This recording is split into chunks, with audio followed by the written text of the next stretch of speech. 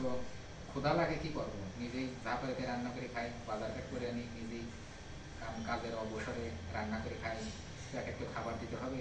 ওই যে একটা কথা বলছিল না, শরীরের সমস্ত অঙ্গ প্রত্যঙ্গ বলেছিল রে শালা, আমরা কাজকর্ম করি, পরিশ্রম করি, আর শালা পেঁয়াজ শুধু খাই আর কমায়। তাহলে কী করা যায়, শালা পেঁয়াজ একদিন সাইজ করা লাগবে।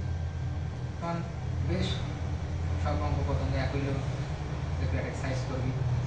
তখন কি হলো, পেঁয়াজটাকে একবেলা খাইতে দিল না, পেঁয়াজটা ঘোরা তো বললো না খাইতে দেবো না।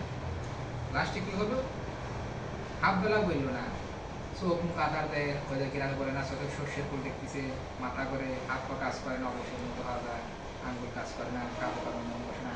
তখন বলল কেন, কারণটা কি? তখন ওরা হাফ বেলা গড়তে গড়তে ওরা বলতেছে, মনে ঘটনা ওই দিয়ে পেটে মনে খাবার যায় নাই, যে পেটে খাবার দিয়ে কি হয়, পেটে খাবার দিছে, সব আগের মতো স্ট্রং, হাত পাও সব কিছু চলতেছে। তো ঘটনা হচ্ছে পেটে কষ্ট দেওয়া যায় না, যে বলে না পেট পুজোই আগে। যে আপনারা ইতিমধ্যে দেখতে পাচ্ছেন আমাদের কোম্পানি একটা থাকার ব্যবস্থা করে দিয়েছে, আমরা এখানে 3 জন থাকি।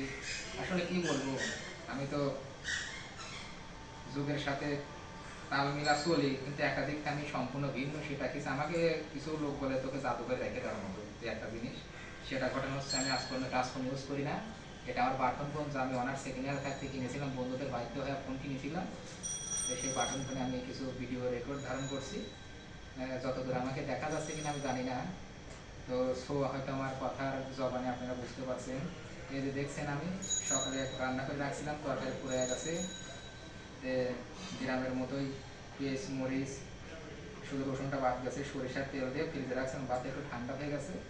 তো আমি এখন আপনাদের সামনে এখন খাওয়া দাওয়া পরিবেশন করতেছি। এখন আমি খাবো, পেটটা ঠান্ডা হবে। রাত যে পর্যন্ত ম্যাচের ব্যাপার, ম্যাচে থাকা 3 জন থাকি, গল্প করতে পারি 12টা 1টা বেজে যায় গল্প করতে করতে। খাওয়ার পরে ঘুমাইলে ঘুমিয়ে যাবো, নাহলে কিছু সময় আমার যারা কলিগ আছে, এমপ্লয়ি আছে, মানে বন্ধু বলতে পারে, তাদের সাথে কিছুক্ষণ গল্প গুজব করবো। তারপর আপনি সবাই ঘুমিয়ে যাবে ইনশাল্লাহ। আবার কাল থেকে কাজ স্টার্টিং হবে, তখন আবার কাজে যোগদান করবো। সো এখন আমি ভাত খাবো, কথা বাড়াচ্ছি না। এখন বললাম না দেখে একটা কথা বললাম না, পেট পুজো আগে।